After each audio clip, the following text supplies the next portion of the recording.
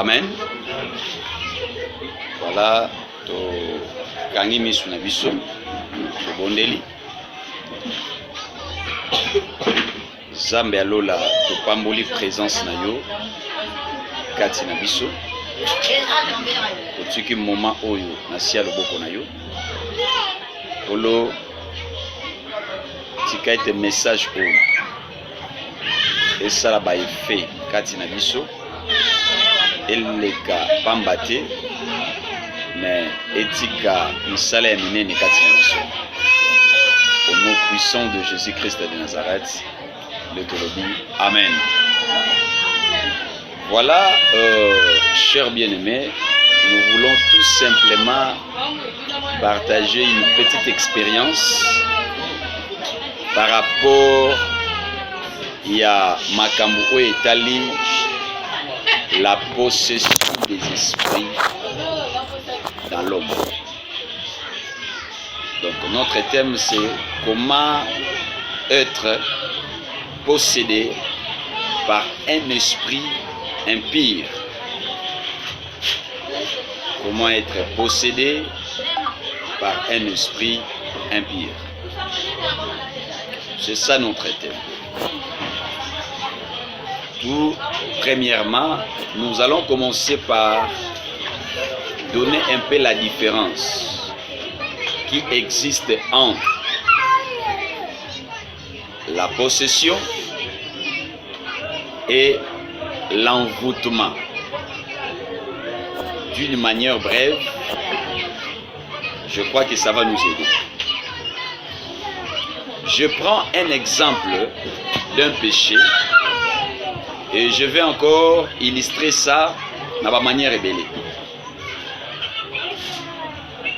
Je prends cet exemple.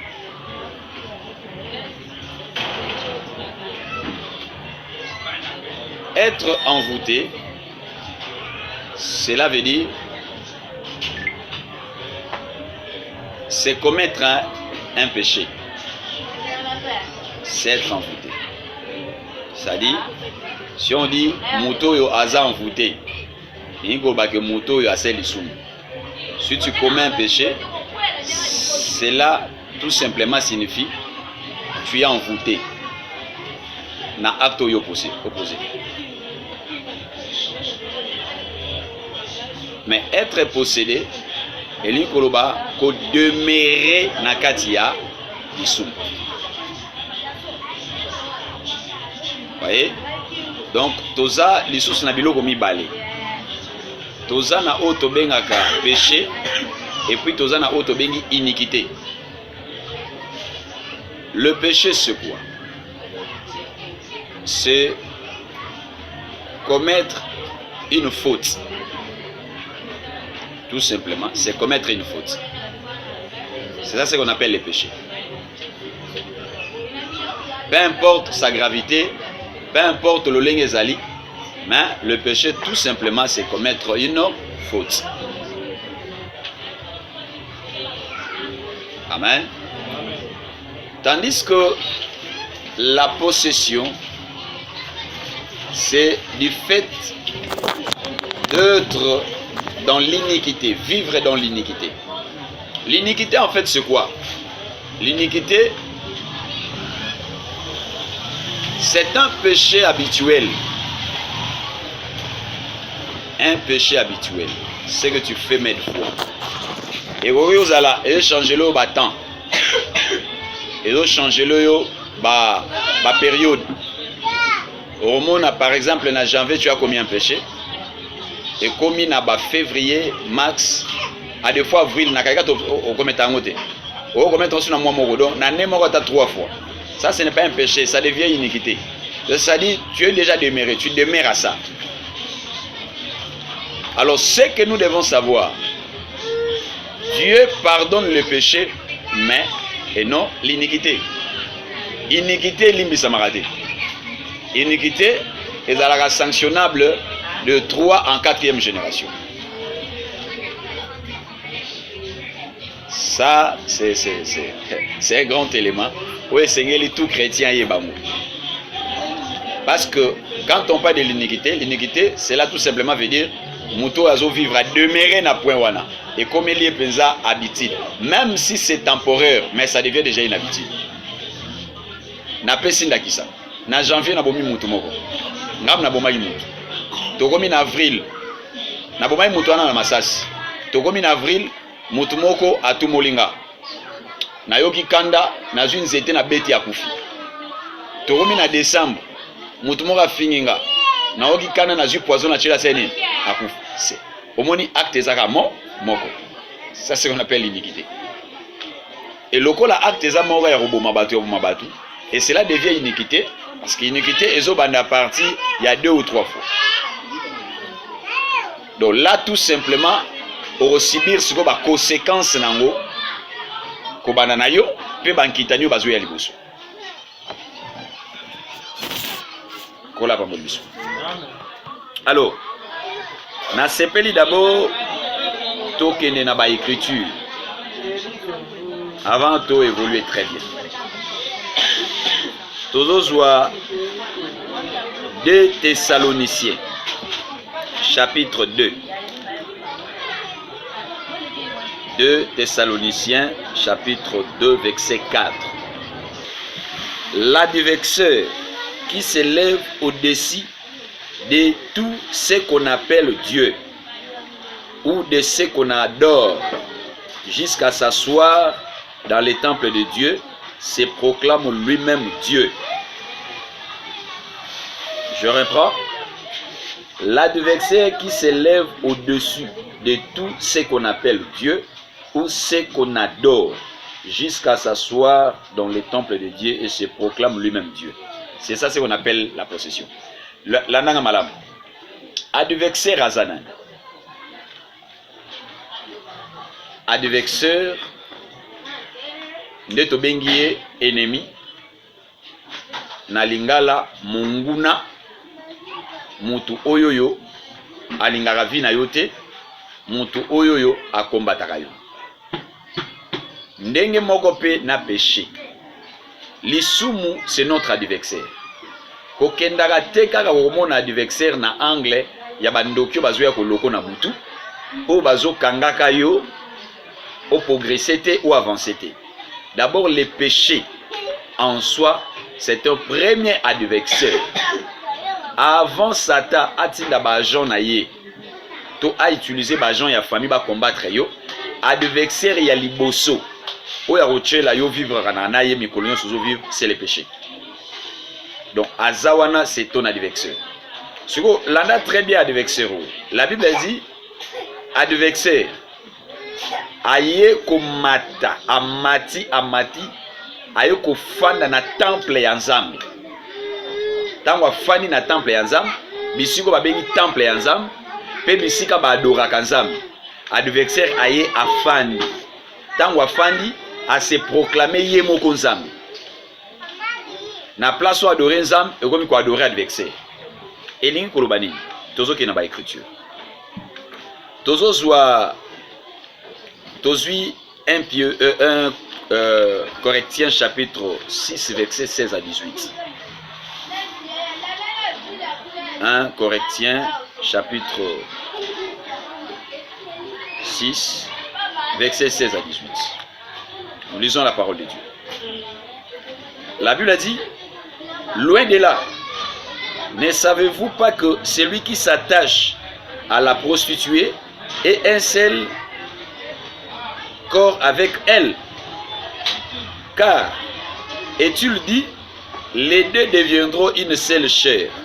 Mais celui qui s'attache au Seigneur est avec lui un seul esprit. 18. Fuyez l'impudicité. Quelque autre péché qu'un homme commette, c'est un péché et hors du corps. Mais celui qui se livre à l'impudicité pêche contre son propre corps.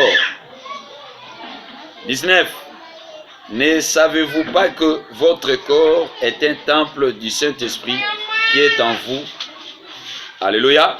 Amen. Qui est en vous, que vous avez reçu de Dieu et que vous ne vous appartenez point à vous-même. Tolandi à malam. lorsque adversaire aye komata afandi na temple, or temple yango zokande eza nzoto ya mutu oyo adversaire aye afandi siko na kati ya nzoto ya mutu. Nalobaki bien que la possession eza nini? Eza c'est du fait d'être déméré na lisumu moko mutu adéméra nango, peu importe diversité nango ya makambo etali. Par exemple ya ba forme nango, mais lokola nyonso eza ko encadrer kaka point moko. C'est ça ce qu'on appelle la possession ou l'iniquité. Parce que comme tout ça tourne autour d'un point, quand bien même que péché en oiseau varié, mais ça il alors maintenant adversaire azoya ce ko fana na temple de Dieu. Or temple de Dieu est en zoto na yo ayo ko fanda tango afandi siko makambo nyonso ko mosala e ko pesa sunzambe lokumu te lokumu e ko mokende sikoyo na adversaire na esprit fadi na kata nzoto na yo elingi koloba nini? Elingi koloba boye okomona que tu deviens un esclave ya péché moko, okomi pena esclave ya lisumu wana. Parce que du fait que yo opposaka ba acte oyo péché wana ezotinda yo, c'est une adoration. Tu adores l'adversaire qui vit dans les temples de Dieu et que ce temple c'est ton corps. Donc, tant que vous opposez à l'acte, tu adores l'adversaire. Là, l'adversaire est admiré. Voilà, je suis vraiment dans mon temple. Et je me suis proclamé Dieu. Pourquoi Bible le dit qu'il s'est lui-même proclamé Dieu? Et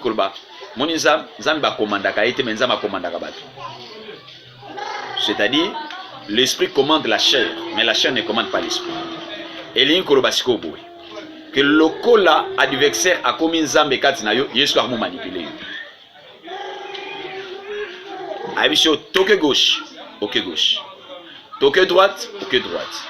Okoki kozala o telemeli oboyo zwa ba décision sala ba ve, mais du fait que nzambe wana zaka na kata nzoto na yo. O kitena no rang ya possession te. Hormone rara ou un chrétien a télémi le logo to boum ma bambe nasi aya télémi ko to boum ma bambe nasi. Un Belzéboul ne peut jamais chasser un Belzéboul. Elin koloba moto aza possédé na ba esprit a kokite ko délivrer moto. Rendez-vous compte batu nyonso oyoyo na généraliser ensemble et surtout na basali ensemble oyo balekisa batu na ba délivrance dans la vie batu lekisa na ba délivrance par après au moins ça reste toujours la même, ça reste là la même et rien n'évolue. Délivrance en esimbade, mais le jour où tu priais, le jour où tu faisais des délivrances mutuana l'esprit wane bana ko sepel sai, il te semblait comme ils sont en train de quitter le corps, on dirait, au Bundana Bango, parce qu'il y a des esprits, à des fois, à la fin des conceptions, nakei, yo chante victoire, à Fandi Babi, talo na sakani na yo. Nakei nanga, na fa nanga, na sakana yo. Na sakana na personne plaire. Po, tant on a personne plaire, tant on rozon au Fandi, na royelo, na roye biso moni, tant on bande ko forniquer wana. C'est pour dire que fornication ça n'a rien à voir avec l'esprit. Tu peux démérer, mais en faisant des délivrances, et tu demeures dans le même péché, mais en même temps tu fais le service sacerdotal. Non, tout simplement ils ont la noire pour que yo demeraka au continuera là-bas.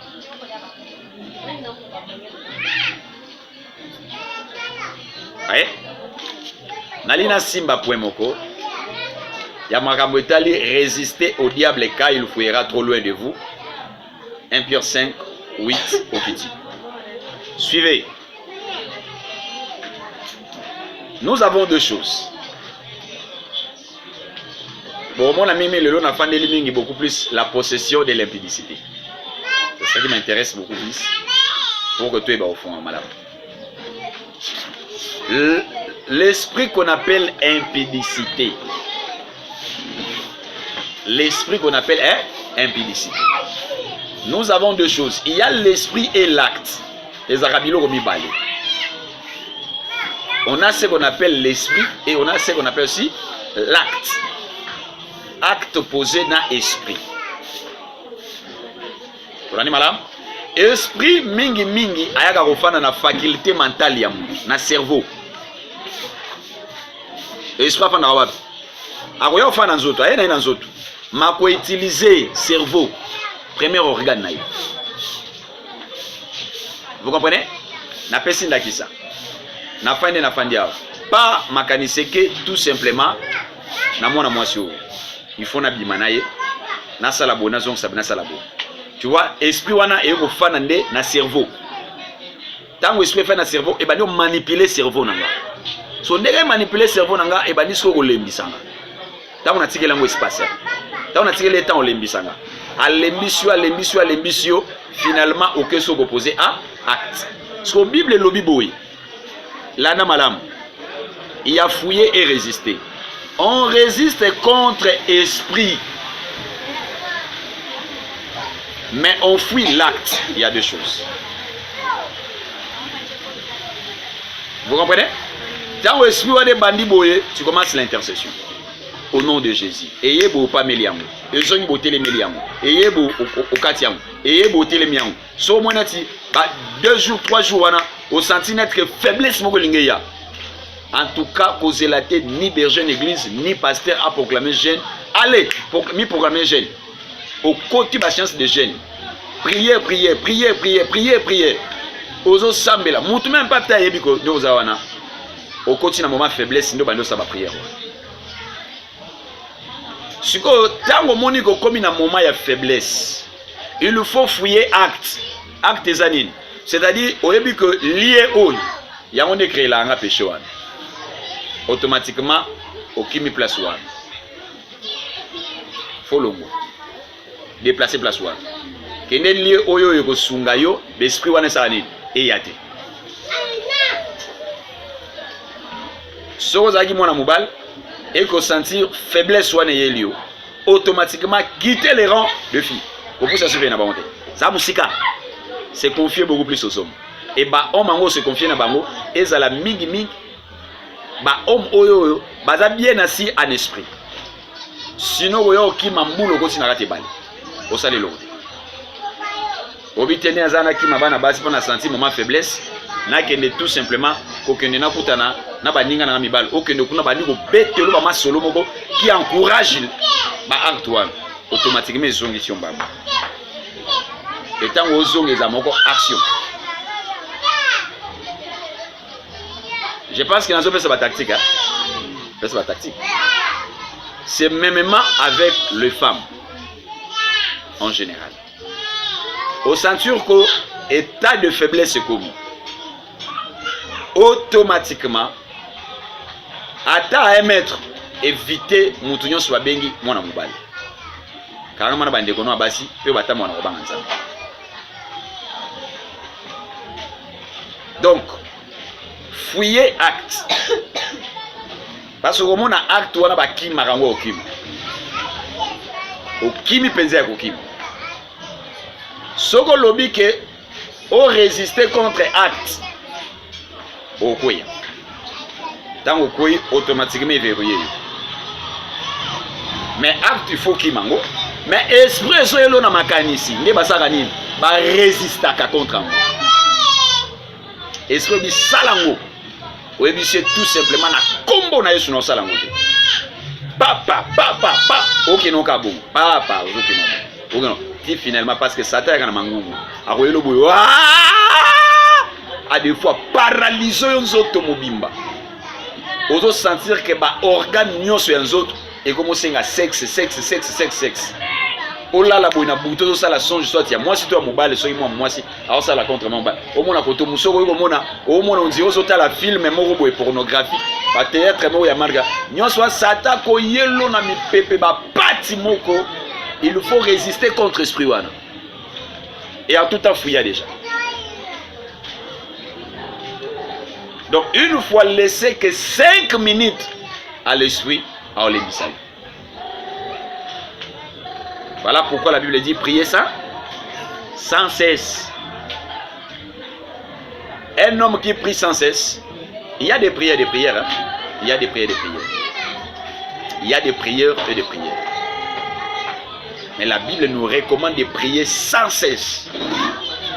C'est qu'il faut prier en âme. Il y a des prières charnelles, il y a Zoto. Il y a des prières de l'âme. Et ce que l'Éternel attend de nous, c'est les prières en général de l'âme. Yangonde l'Éternel azozela katinabiso.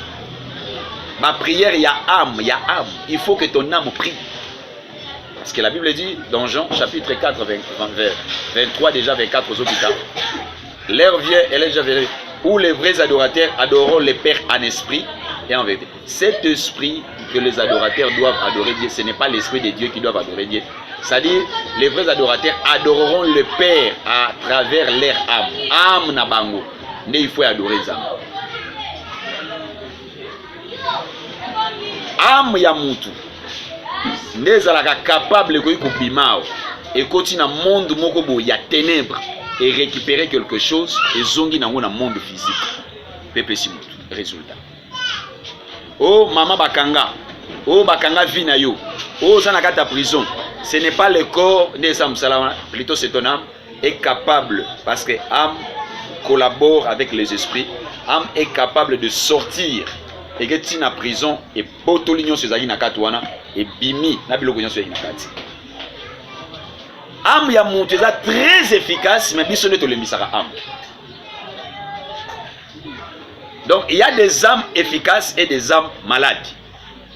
Il n'y a qu'un seul élément qui affaiblisse ba âme na biso élément wana ezani eza péché. Ne bukaka âme ya mutu azala susu efficacité na mutu. Ton spiritualité. Ce qui âme na ezotambo en état de perfection. Tu deviendras comme un robuste spirituellement. Donc spirituellement, vous vibrez. Et ce qui est au récupérer aux zones.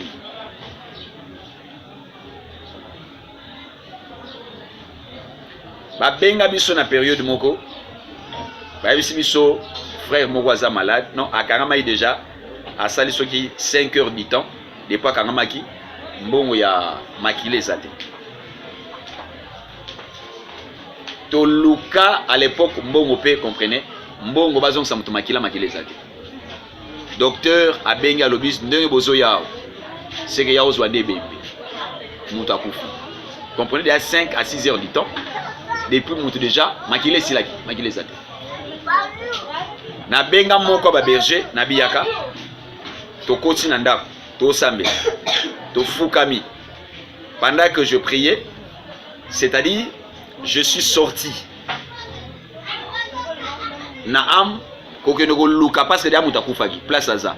Et justement na ke ozoyer, c'est-à-dire bazo kotane déjà na kata zamba. Po bakene naye. Na combattre mutu wana na récupérer na maboko ya mutu. Na zongi. Na bisi berger pemenga abitolongo. Akufa esute. To welisa. Donc bon makile mona to que make bazong si mutu makila. Donc to ba memeno na Saint Joseph. Bate ba biaze okufa. Mais lokola oza pasteur, c'est que to mekanam, mais apparemment penza mona kufi. To tchano makila. Tchama ndiko tcha mona makila, mona eko kanga. Déjà 5h à 6h du temps makila mona sila, ba toucher été depuis ka mutalala yuan déjà akenda. Mino ekangama misu déjà matali koleke. Comprenez que bandé ok naïe, mais du fait que âme a puissante, a la capacité à kokota tina monde à ténèbres à récupérer à zongina. Donc si tu veux que âme nayo est vraiment très efficace, c'est que sépare-toi tout simplement avec les péchés de demeurer en Christ, amener comme efficace makasi. Et comme on a automatisme morobo, au lobby et kangé salamba. Ça dit papa et pessimba. Donc c'est ça. Alors, fouiller l'impudicité. Acte qui mango par tous les moyens. Parce que nous devons savoir, tous en amassum ou les accords hors du corps et les péchés qui suivent le corps. Bamassum ou les belé. Oyo biso to se focaliser sur l'impudicité. Bamassum nyonso wana eza hormis l'impudicité, ezaka hors du corps. Or les péchés hors du corps, ezaka très facile. Et on sait pardon. Atana yomoko zamba yokio. Longola kaka impudicité. Impudicité, ce n'est pas dit qu'on décrit na opé soit moi. Parce qu'impudicité, ezaka été du fait qu'on commettre acte. L'impudicité commence d'abord par l'état de l'esprit. Né yango opposé na kati acte. Donc, bamasumu oyoyo etikali nyonso wana eza libanda ya nzoto. Mais impudicité asuyaka corps. Or, il faut suyer corps automatiquement nzamba ofanda te parce que ndako nayi. Parce que la Bible dit Dieu ne demeure pas là où il y a des péchés. Il va automatiquement sortir abimi libanda. Tango abimi libanda okoyeba ke nzamba te. Parce qu'à chaque temps abanda so bousculer yo, soko za mwana yi. Abando bousculer yo. Qu'est-ce que tu as fait? Qu'est-ce que tu as fait? Qu'est-ce que tu as fait? Donc, quant à l'acte, il faut fouiller. Kima. Ba benga oyuma. Hein? Moi, moi, si on a benga obio, ta oyumo, PD. Okamaramutea. Ndimango. Mais au batela étant la sanctification. Parce que la Bible dit, recherchez la paix avec tous. Et la sanctification, c'est laquelle personne ne verra ça. Donc Lucas, cherchez et recherchez encore la paix. Mais sanctification, ce que zangio au monde a yesu. Kola pambolibiso. Kolo apambolibiso. To beteli yesu masia.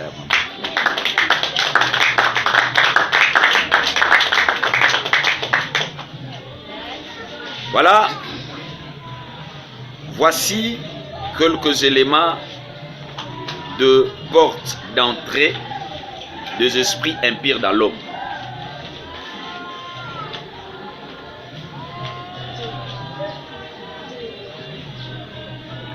Voici quelques éléments de la porte d'entrée de la possession des esprits impurs dans l'homme. Faut qu'on y ait que pour mouton pour m'a posséder, yé mokonde, ami pe saranzela. Landa, nabi ke yé moka saranini, ami pe saranzela. Tola na malamu. Moutou yé mokonda fungo la rapporte. Hein? Est-ce que tu as na malamu? Moutou yé moka saranini, a fungo la rapporte. Pour qu'on m'a posséder. La ninga malamu wao. Élément liboso. Tola la te. Élément liboso. C'est la fréquentation ou la cohabitation. La fréquentation ou la cohabitation. Et les kolobanin. Nayebi ke ekirio ezekiri mabe. OK? Bana nzambe ne kirio yo bazati. Mais pourquoi on a des miracles de kirio? Camarade yo atambola kamabe na munoko na yeka masula basi na munoko neka masula mibali. Mais pourquoi jusqu'à l'instant na kamara na yi? Au moment ndo mifungole la porte. Olongo banine évangile y apôtre Paul et pas ba faible, j'ai été faible, je me suis fait faible pour na sumba doit faire tika lukuta. Tika lukuta. Soko za na mission ya okende ko délivrer basi ya ndumba te omekate.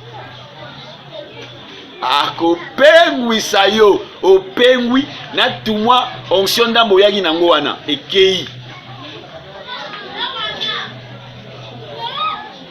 On a la lugara d'impidique pour na bongo la mitema. Yo mo onde impidique tika lukuta.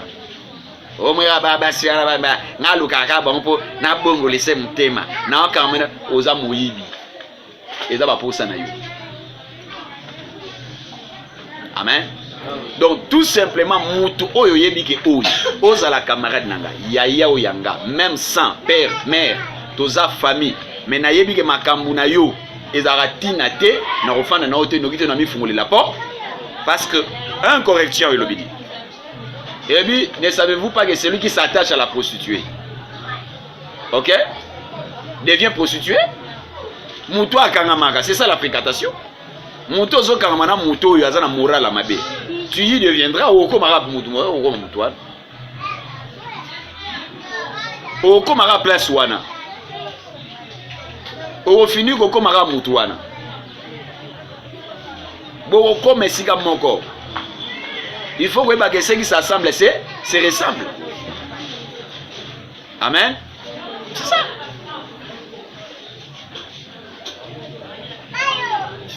Donc porte d'entrée à Liboso, et ça c'est ce qu'on appelle la fréquentation d'un mauvais groupe de gens, ou la fréquentation d'une personne homonique. Muto yo soki na fandi na ye pour conscience no yoloba. So na fena muto mara malonga yo zala. Awe zara wa biso balikola buso. To bete les son. Deuxième élément, pour ils font la porte d'entrée. Et ça, la mauvaise façon d'habiller. Donc, le mauvais habillement en fait. Le mauvais habillement. Yango zo fungole la porte. Ndo mona bana musbana basi muswafani na kopana raté. Bana mibali nyonso kaka. Ils s'attirent vers moi. Et puis ce que bazo yara na ba tendance à mabe. Talela mutu na malamu okuta ekalata mabe. Comme tu t'exposes, du fait que on s'exposer, ozo mi fungole la porte. Ya milimo wana eye pa na yo. Pe milimo ne okende ko lukelo pe kaka bato ba bokoza la même morale ba poussa na pene na yo.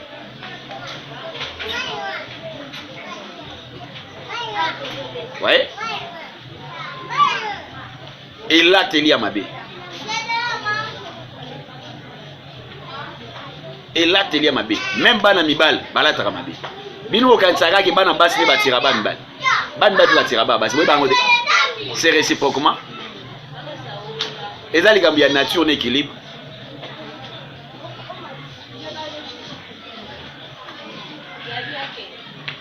Et on a dit l'équilibre. Mauvaise façon, on peut moi mobile kolata. Au kokite, mais quoi attirer pe banabasi. Mauvaise manière, on peut moi moi kolata. Au kokite, au quoi attirer banabibal. Donc, yango somo na mili mo ana biso moko to mi lukela. Na kolata na biso mabe. Ndo monaka moi mobile alati ala kilote aotambola nyoka mama safani moi mobile makolo kitoko o pena makola chambre da abetelo daba mathématique moi yayaye akomi musika yo wanosuke ndenge yo pe ozaka so fa ndo time mama sa gende etitio ça va bablo moi manto. C'est réciproquement. Alors, pour ne pas refongola la porte wana, ezo senga na yo lata malam ozala mona mobile, ozala mona mwasi. Pour refongola la porte.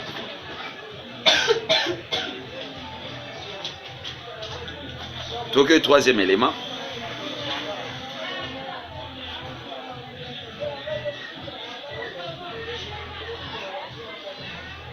Troisième élément, c'est la position de s'asseoir. Yarofanda. Position wana yarofanda. Et zappé moko élément oizo fungo la porte. Pour que milimo empire et yakokota katina.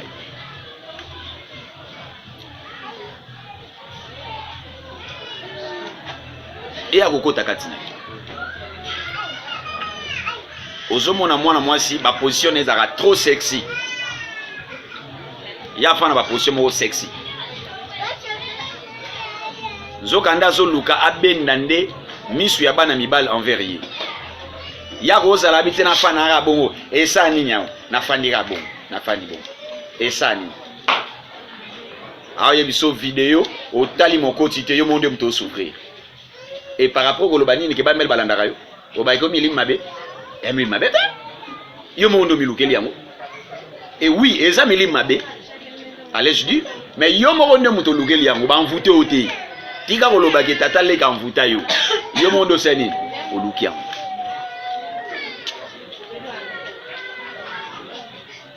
yango bible zoloba il faut que biso nyonso ezala bana mibali et surtout bana basi to lata d'une manière décente lata bien yo anso ko lati mabe o lati o mitiki o misali dozu libala ozo libala ba wipi hier mais libala pena ba homme sérieux kozwa ngote ozo ngote yo mwasi olata ba biloko ba mwa mobile olata ba pantalon ba fesa wa ochekotoyo ba esthétique ozwi kanga dadi mo ekangi yo yoka basi oyo kozwa si ce sont des femmes sérieuses kozwa ita oke no kozwa kaka bana basi ka ba kaka ya bokera ya général ya mambo wana peka boke peka bo une femme sérieuse une fille sérieuse ako courtoyo ta kando ya tali okabo agwa jarnanga asuso kabo jarnanga egei si les si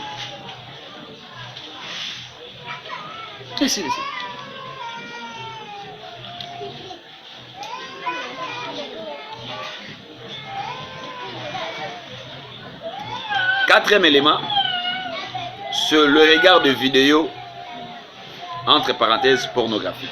Suivez. Oyebi, et là on est quoi attirer la porte d'entrée au fungola.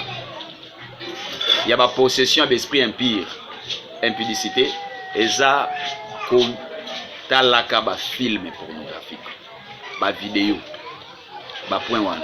Et au fungola là ba porte ya ba femme, je mari de nuit na vie na yo. Et puis il paralyse la mémoire ya mutu.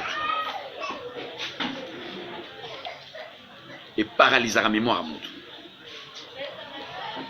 Ou comme hernion sont excitants. Alors babiloko wana, sache-le bien donc, Nzamba oyo fan na. Nzamba pas accompagner, accompagner ni l'autre.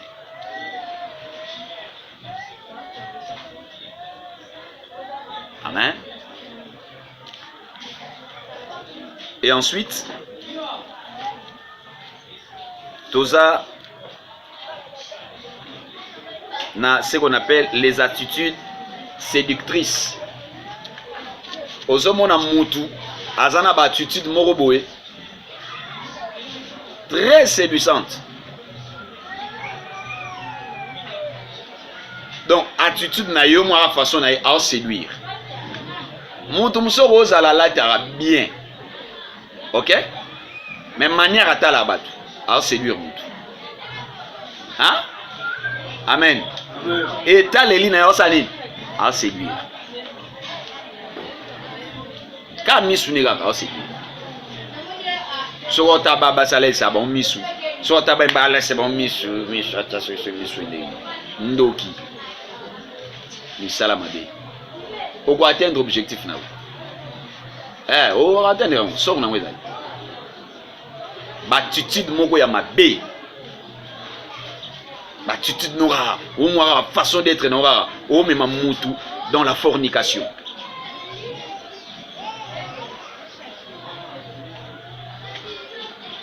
Tant ozomona mutu azana bilema onyos, ba porte d'entrée onyos. Comprenez tout simplement il est animé par un esprit. Les esprits est fan na rata nzoto na ye. So s'attacher na ye, yo po kozwa, impactation. L'infection vous deux hommes. Moi c'est une infection, bimino une infection, bala infection sur moi. Et bon mili mabe. Ba tebe ba zo ki ndoki na bongo. O bimina mutu azana impacto biloko. Ndozo mona soko moni ba degezo les gars trop na ba vie na biswa. Taila rara ba point on a pesio. au monango ce qui est raté na fréquentation habillement au okuta bilo ofana na batololenga bonde vie beba.